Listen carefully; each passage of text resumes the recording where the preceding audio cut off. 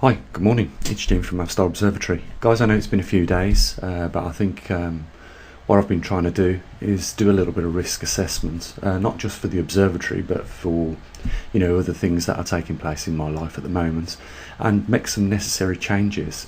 I know a lot of us fail to give ourselves the time to do this, but unless we wait for the crunch time until something beyond our control is about to take place, then that's what's known as piss poor planning, I suppose, as a friend of mine over in the United States would say, and I think you guys know who he is, Diamond at the Open Hammer Ranch.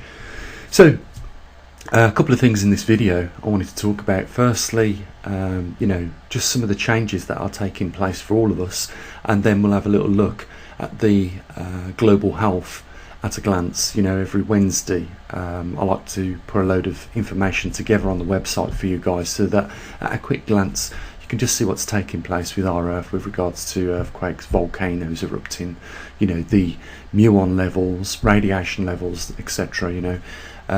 So we'll be getting into that in a short while. Now, I've, like I said, been having a little bit of time to do a little bit of reflection. I'm sure what I'm going to talk to you guys about in the next few minutes you'll definitely be able to relate to, because some of these things are the things that are affecting you. And what the idea of this is to try and get an understanding of what and where the next steps that are likely to take place will take place, and how they'll affect us, because it's not just now a crisis with climate that we're facing on this planet. And with any crisis, there are always going to be organisations that choose to take advantage of a situation and manipulate it so that the outcome can be in their favour. I believe that what we will look at later on in this upload will be proof of this taking place. And it's nothing short, to me, in simple terms, as that game called Simon Said. Simon said you've got to wear a mask, and so you have to, otherwise you get a fine. Simon said if you congregate in more than groups of 30 people, you'll get a fine, a £10,000 fine. And we're starting to see a lot of this year, starting with Simon said you're going to have to lock yourself in your own home, and you'll only be allowed out for one essential trip to the shop and one small amount of time for exercise. These, I'm sure you will agree with me, are the same privileges people get in prison. So our freedoms have been massively hit and continue to be hit. And the good thing about, or the bad thing about, a game such as this that is being played out, with Simon Said do this, otherwise you'll face penalties, is that it's a good way of subconsciously conditioning somebody, and conditioning the human brain to specifics like change and compliance. And that's what we're seeing. And the more you are subject to changes on daily basis, like we see here with the travel corridor stopping people from freely travelling where they want to on holiday or for business, the problem is with this is that it can really catch you out. It's like when you're used to saying or doing a certain behaviour, and then all of a sudden you're asked to do another one which usually you wouldn't do in the first place, but because you've been conditioned to do what you've been told repeatedly, then you find you do something that you would not normally do because of the conditioning. It is similar to being boiled slowly in a pan of hot water, the frog syndrome. If you chucked him straight in there, he wouldn't do it. He'd die straight away. But bringing up the temperature enables him to live a lot longer during the temperature increase, and that's exactly what we're seeing. Now, just before I forget, I want to say big thank you to the few people that are supporting us, our patrons, and those people who make the one-off payments on PayPal. But I will say this, PayPal has took a massive battering, which has deeply affected the revenue we raise for the observatory, and it is going to make it difficult unless we make some changes. Maybe at the end of this month, we'll just see how it goes. But I can't keep saying to myself I'll step back before we impose measures. Guys, we really do need a team effort, and we need more support than what we're getting. As you can imagine, the climate is different, and I think you would agree that what we do here with some of the topics we talk on, you do find them helpful, and the information that we provide on the anomaly that's taking place with the magnetic reversal and other things such as the grand solar minimum. I hope you do find that information, first of all, bespoke, can only really be found at one location, and that's because we've got the equipment. It's very easy to talk about these subjects, and you will find lots of people doing that, but when they are backing it up with equipment which is designed to find out the truth of the matter using the scientific method, then there is only one website and there is only one channel on YouTube that does such a thing, and that's Mavstar Observatory, or Maverickstar Reloaded. So I hope you do find it worthwhile and wish to support it. So I wanted to move on from this. We're all aware of the travel corridors, of where we're allowed to go and where not to go, but one of the things that some of you may not have seen, like I said, some of you may not have seen this before, it is your civil rights or human rights. And obviously, as you can expect, there has been some emendations to it, as there always is in any case. But just to give you an idea of what some of us have had to put up with this year with regards to changes in our daily life, I just wanted to read out a couple of these articles to you. I'm not going to go into a lot of detail about some of the subcategories in there. It is just to give most people a basic idea of the human rights and how possibly some of these human rights, in fact, not just possibly, and I'll refrain from using, if I can help it, lawyer language like it is possible, it may be the case, and things like that. Let's just say that if you do find yourself challenging any government authority over the human rights or any other law, and you are in a legal battle, then what you're going to find is it always comes down to, first of all, interpretation of the law and whether it is reasonably accepted, your argument, or not. And you could be up with a lawyer, a solicitor, or a barrister which has a lot more experience at manipulating words in a court case, and therefore you are very going to likely lose the case, not because you didn't have a good argument, but just simply because the way the law was interpreted in the court at the time.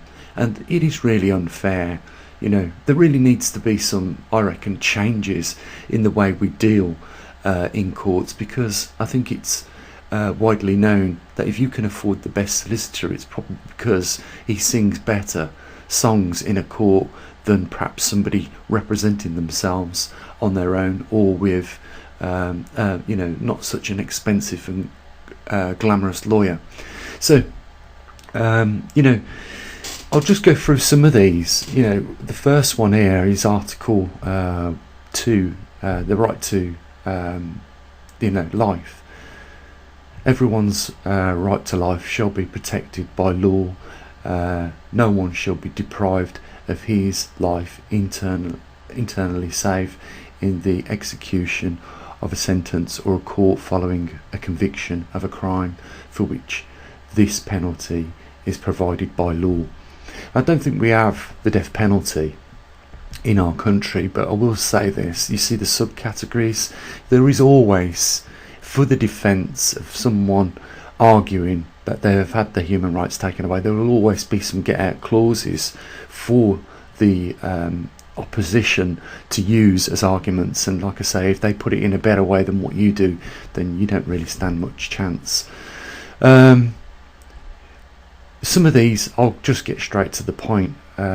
Prohibition of torture. No one shall be subject to torture or inhumane or degrading treatment or punishment. Now, I just want to ask you something, guys. When we was all told we had to lock down, now that could be interpreted as, for a lot of people, given their special situation, inhumane or degrading treatment. It could be degrading if the fact they lost the job as a result of being locked in their home and not being able to go to work, and therefore not be able to access money through that labour, which would enable them to participate in the monetary system and therefore enable them to pay the bills. So when the bills wasn't paid, they wasn't facing eviction. Now that could be inhumane and degrading treatment for those people, and I think for that reason that there has been lots of breaches on these human rights during this lockdown, and I think that the government should be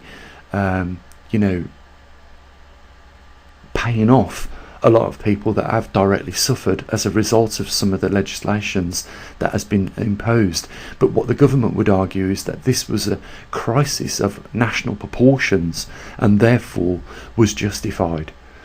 I mean, we've all heard the Chancellor of the Exchequer say we cannot save everybody, and we know that there is an extraordinary large amount of evictions looming, which will inevitably, because of the laws, take place. Those 250,000 people in the UK and many millions, it totals millions around the world, will be losing their house as a result of the changes which has taken place as a result of COVID-19 this year.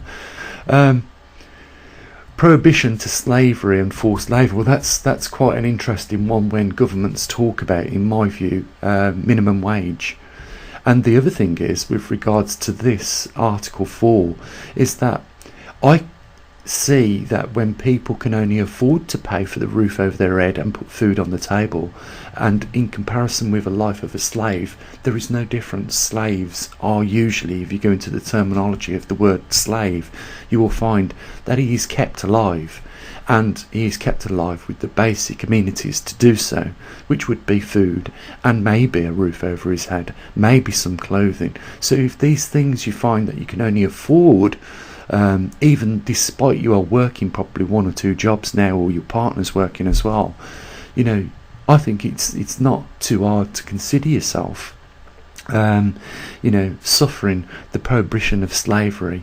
And if you don't go to work, you don't pay your bills, you end up in worse situations. That could also be forced labour. Now, I know they would argue on that term, forced labour, because they'd say, well, no one made you go to work. But let's face it, if you didn't go to work, then you'd be out on the streets. You'd be forced to live with some further unpleasantries. And this is exactly what I'm saying. We've got a lot of outdated things. The right to liberty and security. Everyone has the right to liberty and security of person. No one should be deprived of his liberty, save in the following cases, in accordance with the procedures prescribed by law. So, in one hand, they're saying that no one will lose the right to liberty and security, except in these following cases, and there's quite a few if you have a look. The right to a fair trial. Again, I talked about this at the beginning of the articles. Is it a right to a fair trial when sometimes people don't get legal aid, so they don't get legal assistance provided by the government, and yet they are find themselves in the law system, which is very unclear cut for the layperson and very easily misinterpreted, and yet they are forced to go to battle with, it could be the Crown prosecution or a barrister from the opposition. So how do you get a fair trial in this country or in any other part of the world if you simply don't have the means to have that luxury? No punishment without law. Well, we was all locked in our homes and we was told we could only go out once a day. So what is it that we all did wrong that meant that we had to live like prisoners in our own homes during the lockdown for 8 weeks? And it wasn't just it wasn't just those rights. There was lots of other rights taken away from us. This was another one: freedom of thought, conscience and religion. Well, people was told that they couldn't go to their places of worship during the lockdown. That was not one of the privileges that was allowed. They say we've got freedom of thought and conscience, but I think we would all agree that, with what we're seeing recently, with freedoms of information, freedoms of speech, especially and directly related to what Facebook did recently with the removal of QAnon over the fact that they considered him to be a conspiracy theorist. Well, if you've got freedom of right and thought and conscience, and that also includes religion, then what was it that was being illegally done with what was taking place on Facebook, with that website with 200,000 subscribers that had it removed? This is what I'm saying. I would consider these direct infringements on the basic civil liberties and human rights that we have. Freedom of expression, again, I think that comes down to expressing yourself as you want. Again, a good example is, if you are a conspiracy theorist, you still have the right to be a conspiracy theorist. It is the right that allows you freedom of thought and expression. So if you have crazy bonker ideas, even if people consider them that, then you still have the right to that. But clearly we see these things being taken away from us.